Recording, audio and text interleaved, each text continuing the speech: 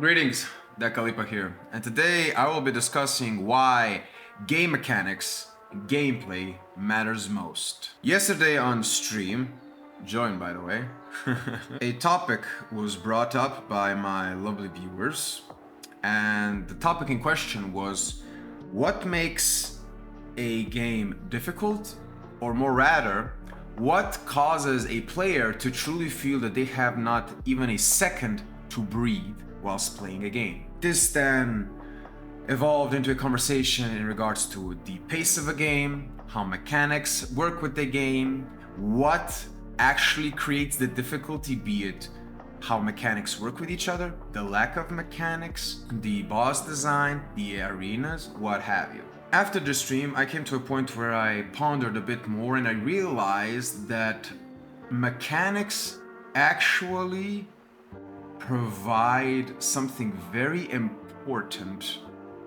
and that can be then led to defining a difficulty. And mechanics provide longevity. I have now pinpointed what I believe to be the three major components of providing longevity to a game. Ironclad, well-oiled mechanics, them being well-defined, and most importantly, them being fair. I believe if a game follows these simple rules, it then in turn reaches a long and fruitful longevity.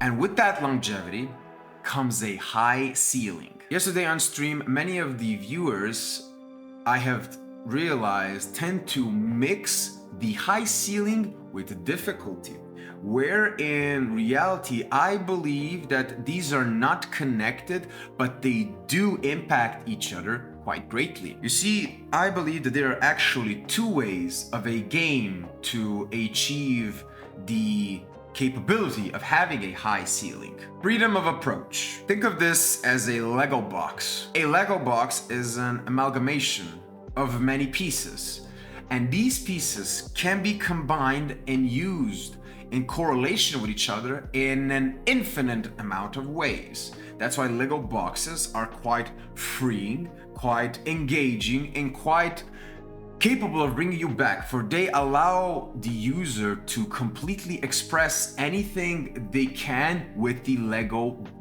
pieces that they have available. Games such as Old School RuneScape, Baldur's Gate 3, Minecraft, World of Warcraft, I believe are perfect examples of games that provide the player with very many mechanics that are quite capable of working in congruence with each other, just like a Lego box. The ceiling then arrives simply from the imagination of the player. Old school Minecraft, Baldur's Gate 3, Minecraft, World of Warcraft can be as difficult or as easy as you have the capacity to make it with your imagination.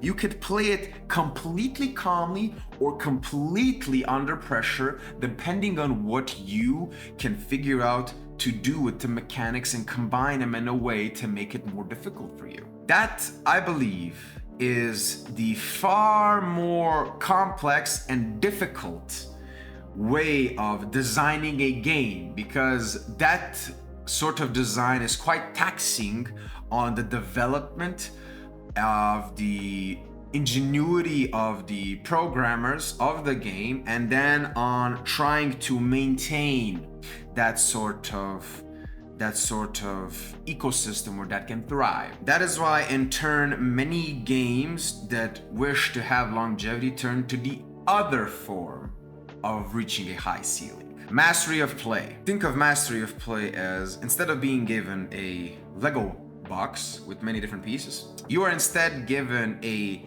defined and limited amount of tools that are in turn the most surgically optimized, well-defined, balanced, and fair tools provided to you for you to achieve the goal of said game. Games such as CS, Dota, LoL, FromSoft games, StarCraft, Street Fighter, Marvel Rivals, PUBG, Fortnite, all of these games provide you with a limited amount of tools, but they are so well defined They are so fair and they are so explicitly introduced to the player to achieve a select goal. And in each of these games, the goal is very clear. In CS, Dota, LoL is to beat the other team, and FromSoft is to beat the boss either as fast as possible or taking as little damage as possible. These games thrive on you simply getting familiar with these tools and simply putting in hours to become as experienced as one can be. The exception, I believe, slowly becoming is Fortnite. For you see, that game from its original steps has now evolved many times to a point where now it has quite transcended this original form of longevity and is more and more approaching the freedom of approach level of reaching a high ceiling. And it is quite an interesting case study of how a game can not even evolve within a certain path of gaining a high ceiling, but how one can even change lanes. So I believe it is a good case study to observe. I believe that this is important because these games understand that they are video games at their core. Every single successful video game has known that they are a video game. It is an art form that differs from film, music, book, paintings, sculptures. It is the most interactive art form, and the fact that it is most different from others is defined by its gameplay. That is why gameplay is number one. This can only be even proven by the different eras of video games. There are many eras, and all of them play to their strengths. If you were to look back at the very beginnings of the Super Mario and Nintendo games, they truly focused, for instance, on an art direction.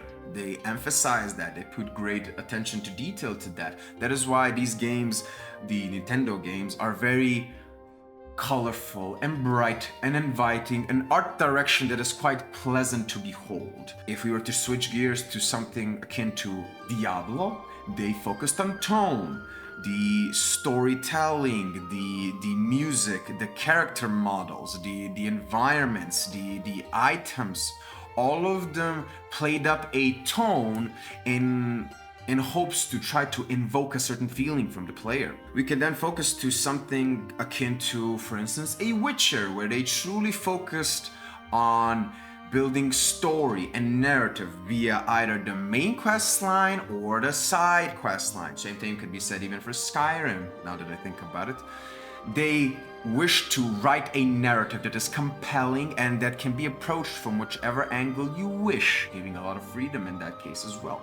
Or you can have a game simply such as Crysis. Many of you now probably don't even remember, but when Crysis launched, that was quite literally the benchmark for the hardware for one's user, where this game truly wished to test the limits of trying to provide the highest quality of a graphic.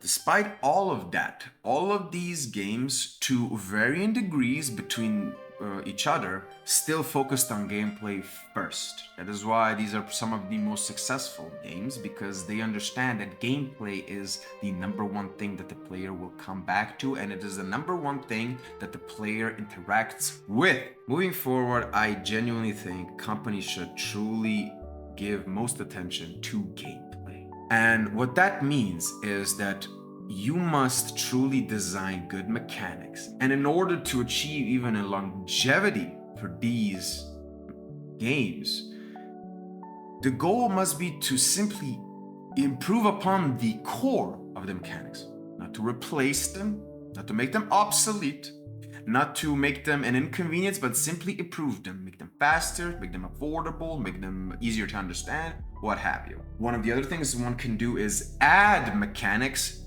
that complement the core ones. They must not make them obsolete, they must not replace them, they must not make them an inconvenience. The core mechanics must stay always primary, and everything that gets added must simply build upon the solid foundation. Finally, at least what I can think of for now, is creating funnels for players to use these mechanics. This can come in all sorts of expansions, DLCs, new areas, new bosses, new raids, new events, what have you.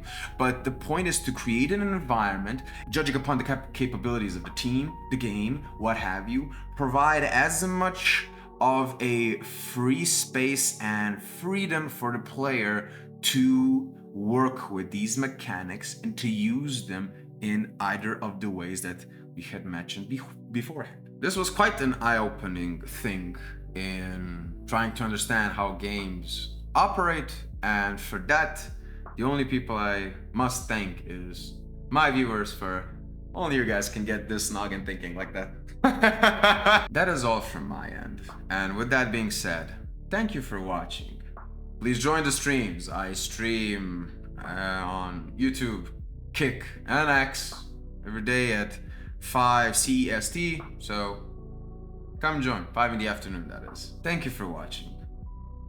I hope you're doing well. Please eat, please exercise, please hydrate with water. Click like, comment, and subscribe, please. Share the videos around, join the streams, and other than that, thank you for watching. I hope you're doing well.